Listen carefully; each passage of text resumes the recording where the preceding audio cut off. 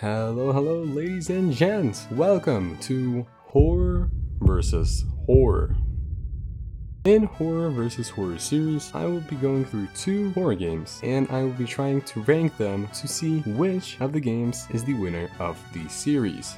Ranking is pretty simple. How much horror does the game have? How fun is the game itself, including mechanics and etc.? How good is the game's story, if it includes one? Every section will be based on a 10-point system, and afterwards we will have the average game's ranking score. If the ranking is understandable, then we shall begin.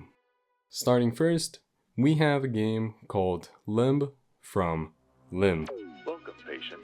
All of us here at the Raymond Mitchell Association want to thank you for your participation in our Limb Regrowth Program. Limb from Limb is a card roulette game about surviving encounters against a monster with your fingers as a sacrifice for losing. You are first introduced with the Raymond Mitchell Association Limb Regrowth Program, how the program itself works, and your goal in the entire game. After the introduction, you are met with a phonograph, maze, and a cabinet. Using the phonograph, it repeats all the same instructions on how the game works and what to look after. Opening the cabinet, you are met with all your collectibles that you can equip to use in a fight against your opponent. Looking at the maze, you begin your escape. In the maze, you have a chance to stumble on 4 different types of tiles. First, being the exit tile where you escape. Second, shop tile, where you sell your collected fingers for items. Third, item tile, where you get the ability to select one of 2 items that have their own use. And fourth, encounter tile, where you challenge an opponent. So let's talk about what happens when you challenge an opponent. When the fight begins, you are met with a deck of cards and 5 cards placed for each player.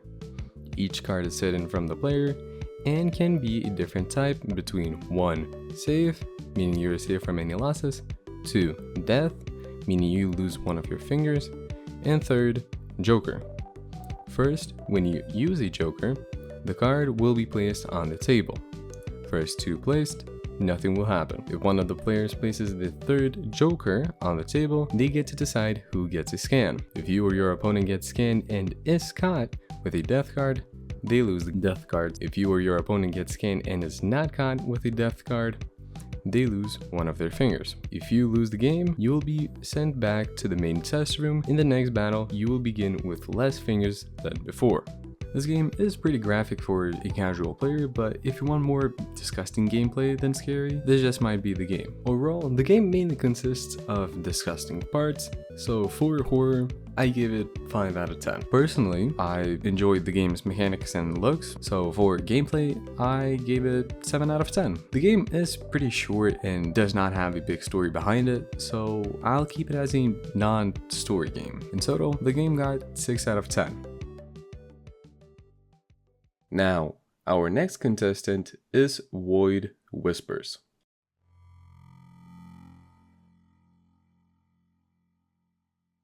In Void Whispers, you are first presented with a quote from Carl Sagan. The universe is a pretty big place.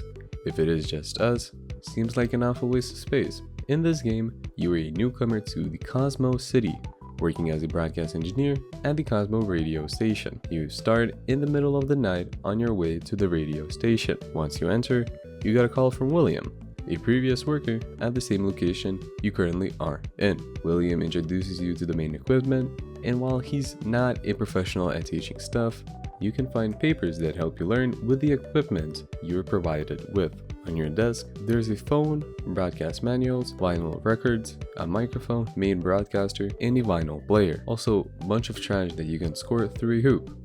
Probably the best feature. After the introduction, you start by introducing yourself as the new voice of Cosmo Radio. Around you by the walls, you have the antenna calibrators, which one of them goes off after you introduce yourself. When the antennas are calibrated, you get your first news, which you get to synchronize to be able to broadcast them to the public. You receive news from Hayden Central about a newly arrived planet to the solar system called Nova. One thing that keeps it strange is that it appeared out of nowhere only a week ago. While Nova is a gas planet, it has a weird eye-shaped formation on its surface. After the news, you must recalibrate the antennas and answer a phone call from a local requesting for a song. Fixing the antennas again, you receive more news. Good, Hayden?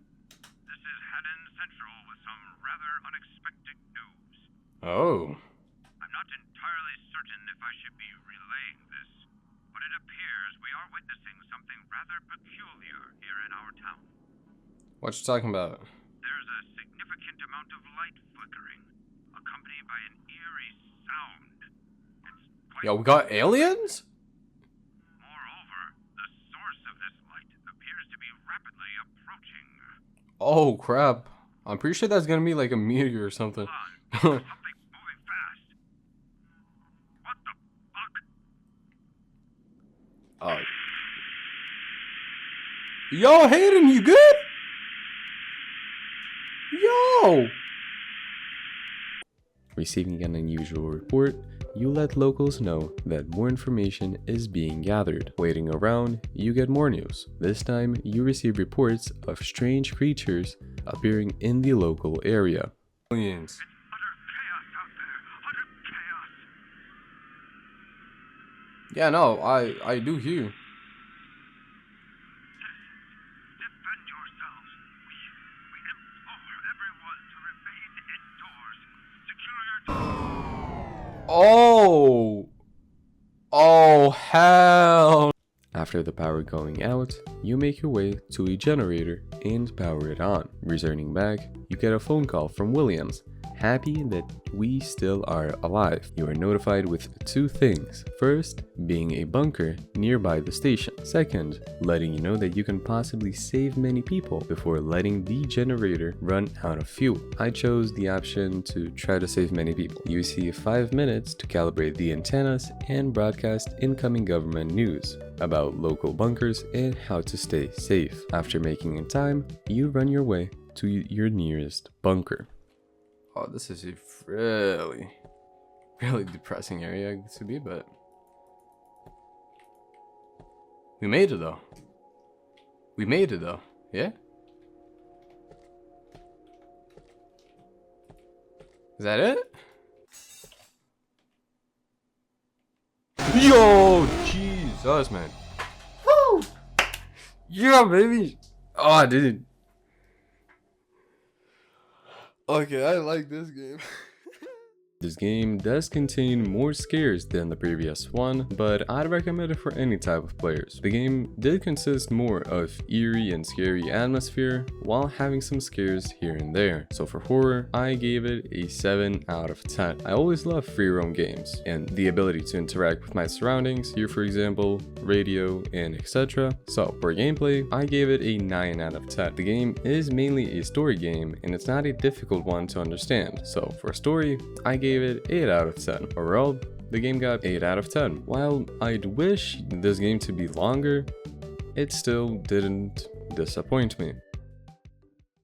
And now, comparing the scores, our winner of the first episode is Void Whispers. This video did take a long time to edit, so if you enjoyed this video and want to see more, make sure to hit like, subscribe, and comment down below. Also make sure notifications are on to never miss another video. Games are listed in the description, and yeah, I'll see you in the next one. Ka-chow!